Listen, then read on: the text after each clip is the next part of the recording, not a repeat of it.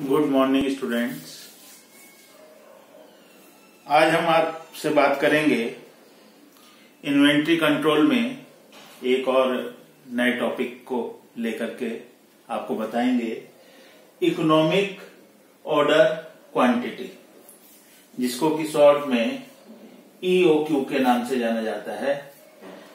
हिंदी में हम इसको आर्थिक आदेश आकार या आर्थिक आदेश मात्रा और मितव्ययी आदेश मात्रा के नाम से जानते हैं। इकोनॉमिक ऑर्डर क्वांटिटी क्या है, आर्थिक आदेश आकार क्या है, मितव्ययी आदेश मात्रा क्या है। एक व्यवसायी जब रॉ मटेरियल को परचेज करता है तो वो ये चाहता है कि उसका जो रॉ मटेरियल है जो उसने परचेज किया है उसकी जो कॉस्ट है, उसकी जो लागत है वो कम से कम आए, और उसके साथ साथ वो वर्किंग कैपिटल को भी ध्यान में रखता है कि जो उसके पास वर्किंग कैपिटल है उसी वर्किंग कैपिटल में कम से कम वर्किंग कैपिटल का यूज होकर के, प्रयोग होकर के वह अपने रॉ मटेरियल को, उसका जो सर्किल है उस सर्किल को पूरा कर सके। यानी कि ऐसा भी ना हो कि जब उसको उस रॉ मटेरियल की आवश्यकता है तो उसके पास वो समाप्त हो चुका हो। तो एक आर्थिक तौर पर एक ऐसा साइज, एक ऐसा आकार, एक ऐसी क्वांटिटी जो उस व्यवसायी को, उस गुड्स को, उस रॉ मटेरियल को परचेज करने के लिए रखनी पड़ती है। इसी के साथ साथ हमारे को यहां पर देखना होता है कि जब हम आर्थिक आदेश आकार की बात करते हैं तो इसमें हमारे को कुछ चीजें ध्यान में रखनी पड़ती हैं। एक तो होता है annual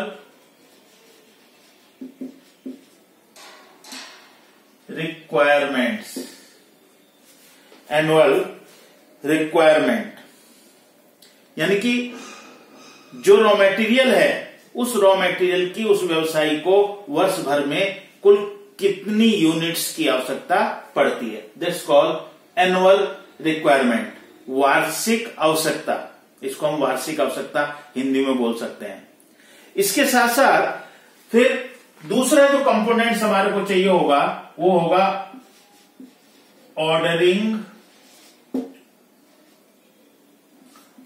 cost, ordering cost, placing of one order, एक ऑर्डर को प्लेस करने की जो कॉस्ट है, जो लागत है, वो कहलाती है ऑर्डरिंग कॉस्ट। इसको शॉर्ट में हम बोल सकते हैं CP, cost of placing one order. इसको हम एक ऑर्डर को यदि हम देते हैं तो उसको, उसकी जो ऑर्डरिंग कॉस्ट है, वो ऑर्डरिंग कॉस्ट जो है वो कुल मिला करके कितनी आएगी, ये ऑर्डरिंग कॉस्ट आएगी। और इसके बाद हमारे को एक और कंपोनेंट्स को ध्यान में रखना पड़ता है, वो है कैरिंग कॉस्ट, कैरिंग और cost of holding, cost of holding, यानी कि रखाव की लागत। जब आप रॉ मटेरियल को परचेज कर लेंगे, खरीद लेंगे, तो उसके बाद उसको कहीं ना कहीं वेयर हाउस में सुरक्षित भी रखना पड़ेगा। तो गोडाउन का किराया क्या होगा, इसी तरह से उसके लिए सिक्योरिटी की व्यवस्था करनी पड़ेगी, सुरक्षा भी उसकी करनी पड़ेगी, तो सुरक्षा पर भी कुछ व्यय होगा। तो ये चीजें कहलाती हैं कैरिंग कॉस्ट या cost of holding, cost of holding. तो जब भी हमारे को इकोनॉमिक ऑर्डर क्वांटिटी को कैलकुलेट करना है तो हमारे को एनुअल रिक्वायरमेंट की आवश्यकता होगी कि कितनी वार्षिक आदेश आकार क्या है, फिर ordering cost, cost of placing one order, एक ऑर्डर को प्लेस करने पर कुल कितना खर्च आ रहा है, एंड कैरिंग और कॉस्ट ऑफ होल्डिंग, यानी कि पर यूनिट होता है, पर यूनिट पर ईयर। इसको जो हम कैलकुलेट करते हैं ये होता है पर यूनिट पर ईयर। एक यूनिट पर एक वर्ष में उसको जो होल्ड करने की जो लागत आती है, जो कॉस्ट आती है, उसको जो है हम कॉस्ट ऑफ होल्डिंग के नाम से जानते हैं। तो इसके इन सब चीजों के बेस पर हम जो है कैलकुलेट करते हैं, निकालते हैं आर्थिक आदेश आकार, इकोनॉमिक ऑर्डर क्वांटिटी, जिसको कि कैलकुलेट किया जाता है। तो इसको किस तरह से निकाला जाएगा? इसका फॉर्मूला होता है under root 2 into R into CP upon CH। 2 into R into CP upon CH। इस फॉर्मूले के बेस पर जो है हम इकोनॉमिक ऑर्डर क्वांटिटी जो है वो कैलकुलेट कर सकते हैं, निकाल सकते हैं। तो देखते हैं कि किस तरह से इकोनॉमिक ऑर्डर क्वांटिटी जो है वो कैलकुलेट की जाएगी, निकाली जाएगी। EOQ 2 into R into CP। हम एक एग्जाम्पल को लेकर के चलते हैं। फॉर एग्जाम्पल हमारे को annual requirement, R stand for annual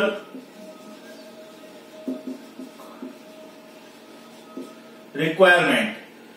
ये एनुअल रिक्वायरमेंट जो है वो हमारे को फॉर एग्जाम्पल 10,000 यूनिट्स, 10,000 यूनिट्स की आवश्यकता जो है एक वर्ष में हमारे को पड़ती है।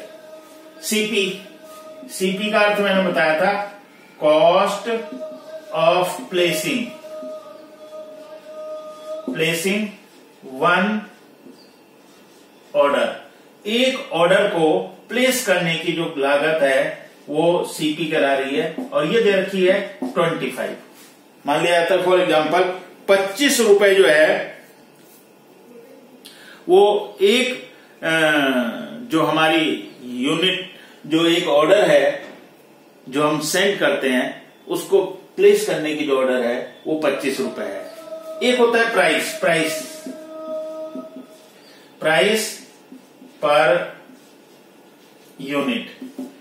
पर यूनिट, यानी कि ये जो गुड्स है, जो एनुअल रिक्वायरमेंट हमने 10,000 यूनिट्स की गई है, तो उसकी प्राइस जो है वो क्या है, वो रुपीज फॉर एग्जाम्पल 2 रुपए के हिसाब से है। प्राइस पर यूनिट जो है वो कितनी है, 2 रुपए है। और जो स्टोरेज कॉस्ट है, स्टोरेज कॉस्ट जिसको कि आप CH कहते हैं, CH कॉस्ट ऑफ होल्डिंग कहते हैं, ये हमारे को परसेंटेज में दे रखी है 4% ऑन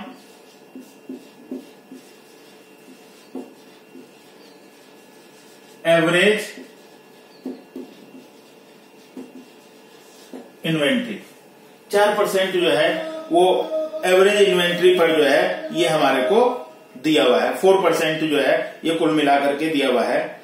तो सबसे पहले स्टोरेज कॉस्ट CH कैलकुलेट कर लेते हैं। CH हो जाएगा प्राइस पर यूनिट है 2 रुपए, 2 इंटू 4 over 100, 8 over 100 is equal to 0.08। यानी कि स्टोरेज जो कॉस्ट है, वो स्टोरेज कॉस्ट जो है वो हमारे पास वो 0.08, 8 पैसे जो है पर यूनिट पर ईयर, एक यूनिट पर एक वर्ष में जो हमारे पास जो स्टोरेज कॉस्ट आएगी वो इस तरह से आएगी। अब हम इसको फार्मूले में पुट कर देते हैं। EOQ under root 2 into R है 10,000 यूनिट्स, इंटू CP है 25 upon CH 0.08 is equal to, और इसको अंडर रूट और सॉल्व कर लेते हैं। 2 into 10,000 into 25,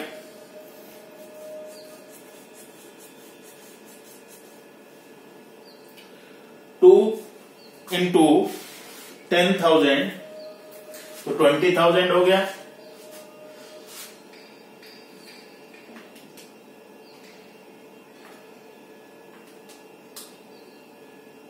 20,000 into 25 is equal to 5 lakhs upon 0.08। 5 lakhs को डिवाइड कर देते हैं 0.08 से, इज इक्वल टू आ जाएगा अंडर रूट 625, ये आ गया आपका। और इसका जब हम अंडर रूट निकालेंगे 625 का जो अंडर रूट होगा, इसका अंडर रूट निकाल लेते हैं तो यह आ जाएगा 2500 यूनिट्स, 2500 यूनिट। ये हमारा जो है इकोनॉमिक ऑर्डर क्वांटिटी आ गई 2500 यूनिट। यानी कि हमें एक बारी में यदि 2500 यूनिट्स का ऑर्डर अगर हम करेंगे एक बारी में, तो ये सबसे हमारा इकोनॉमिकल रहेगा। इसमें जो हमारी कॉस्टिंग है वो सबसे कम आएगी। ये जो है इकोनॉमिक ऑर्डर क्वांटिटी कहलाता है। इसको हम आर्थिक आदेश आकार कहते हैं। और व्यापारी को ये आवश्यकता भी पड़ती रहती है कि वह अपना ऑर्डर कितनी क्वांटिटी का करे, कब करे, ताकि उसका प्रोडक्शन भी कंटिन्यू रहे और उसके पास स्टॉक भी जो है ज्यादा इकट्ठा ना हो। और इसी तरह से जो उसकी जो वर्किंग कैपिटल है, उस वर्किंग कैपिटल का भी ऑप्टिमाइज जो वो यूज करना चाहता है वो उसको यूज कर सके। तो ये इस तरह से आपने इकोनॉमिक ऑर्डर क्वांटिटी कैलकुलेट करी। इसके आगे भी मैं आपको और बताता हूं। आपने इसमें कैलकुलेट किया कि 2500 यूनिट जो है वो इकोनॉमिक ऑर्डर क्वांटिटी है। एक हमारे को निकालना होता है टीआईसी। टीआईसी का मतलब होता है टोटल इन्वेंट्री कॉस्ट। कुल जो इन्वेंट्री है उसकी इन्वेंट्री की कॉस्ट क्या होगी, उसमें सबसे पहले कैलकुलेट करना पड़ता है मटेरियल कॉस्ट। मटेरियल कॉस्ट होता है R into P. R into P, R है 10,000 और पी 2 रुपए है, तो कुल मिलाकर के 20,000 रुपीज मटेरियल कॉस्ट आ गई। अब इसके बाद ऑर्डरिंग कॉस्ट। ऑर्डरिंग कॉस्ट होता है R upon quantity order into CP. R है हमारे पास 10,000, क्वांटिटी ऑर्डर हमने निकाला है ईओक्यू 2500 यूनिट। एक बारी में हम 2500 यूनिट का ऑर्डर करेंगे इंटू सीपी। सीपी है हमारे पास 25 रुपए, cost of placing one order. तो इस तरह से कुल मिलाकर के ये आपका 100 रुपीज आ गया। और तीसरा आपको कैलकुलेट करना होता है carrying cost, CH carrying cost, cost of holding. तो ये फार्मूला होता है क्वांटिटी ऑर्डर अपॉन 2, क्योंकि एवरेज क्वांटिटी पर, एवरेज इन्वेंट्री पर ये निकलता है, तो quantity order upon 2 into CH। Quantity order आपके पास 2500 था, अपॉन 2 इंटू CH 0.08।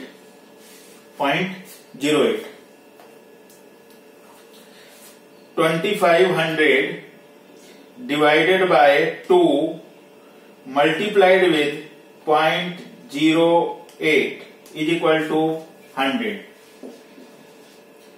टोटल जो इन्वेंट्री कॉस्ट है ये आ जाएगी 20,200। 20,200 रुपए की जो है ये टोटल जो आपकी इन्वेंट्री कॉस्ट है वो टोटल इन्वेंट्री कॉस्ट आपकी आ जाएगी।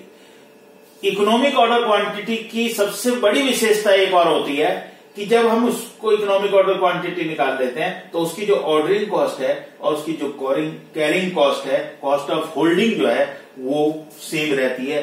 देखें, ऑर्डरिंग कॉस्ट भी 100 रुपए आई और यहां हमने जब कैरिंग कॉस्ट को कैलकुलेट किया तो कैरिंग कॉस्ट भी जो है वो 100 रुपीज जो है आई है। तो ये दोनों जो है इकोनॉमिक ऑर्डर क्वांटिटी में ये दोनों जो है सेम आती हैं, इसमें किसी भी तरह का कोई अंतर नहीं होता है। तो मैं एक क्वेश्चन जो है इकोनॉमिक ऑर्डर क्वांटिटी का, क्योंकि मेरे को ऐसा लगता है कि आपकी केजी गुप्ता की बुक में इकोनॉमिक ऑर्डर क्वांटिटी का क्वेश्चन जो है वो नहीं दिया हुआ है। तो मैं एक क्वेश्चन जो है वो आपको दे रहा हूं, उसको आप कैलकुलेट करना। आर का मतलब मैंने भी बताया था, आर इज इक्वल टू क्या होगा, रिक्वायरमेंट। ये मैं रब कर रहा हूं, यहीं पर ही वैल्यू लिख देता हूं आपके लिए, आपको कैलकुलेट करना है उसमें। इकोनॉमिक ऑर्डर क्वांटिटी, तो यहां पर आप सबसे पहले आर का मतलब annual requirement 1800 units per annum, 1800 unit जो है वो आर है। फिर प्राइस है ₹2, ₹2 प्राइस है।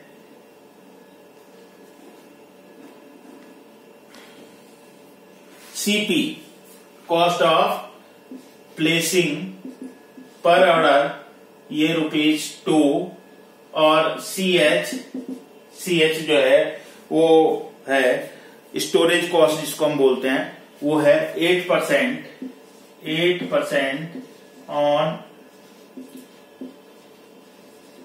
Average inventory.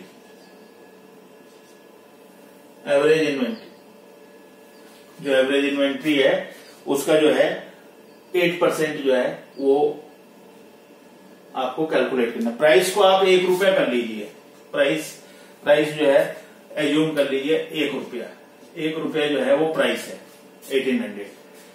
सीएच 8% हो गया, सीपी ₹2 हो गया और एनुअल रिक्वायरमेंट 800 हो गई। आपको कैलकुलेट करना है EOQ, economic order quantity, TIC, total inventory cost, number of orders, कितने ऑर्डर्स किए जाएंगे। नंबर ऑफ ऑर्डर्स का जो फार्मूला होता है वो होता है रिक्वायरमेंट अपॉन ईओक्यू और क्वांटिटी ऑर्डर। जो क्वांटिटी ऑर्डर है तो उससे नंबर ऑफ ऑर्डर्स जो है आपके पास कैलकुलेट करके आ जाएंगे। तो इसको आप करिएगा। और एक और दे देता हूं मैं आपको, और थोड़ा सा क्लियर हो जाएगा आपको। यदि किसी तरह की कोई प्रॉब्लम होगी तो आप मेरे से उसमें पूछ सकते हैं, बात कर सकते हैं।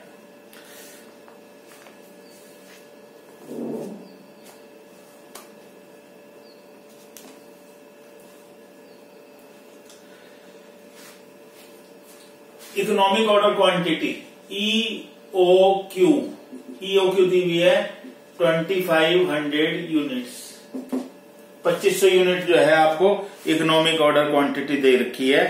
Cost of placing one order, एक ऑर्डर को प्लेस करने की जो लागत है वो आपको दी हुई है सीपी है ₹60 एक ऑर्डर को प्लेस करने की ऑर्डर की जो कॉस्ट है वो है। इसी तरह से कैरिंग कॉस्ट सीएच है 10% ऑफ एवरेज इन्वेंट्री, 10% जो है वो एवरेज इन्वेंट्री का है। और परचेज प्राइस जो है वो है ₹12।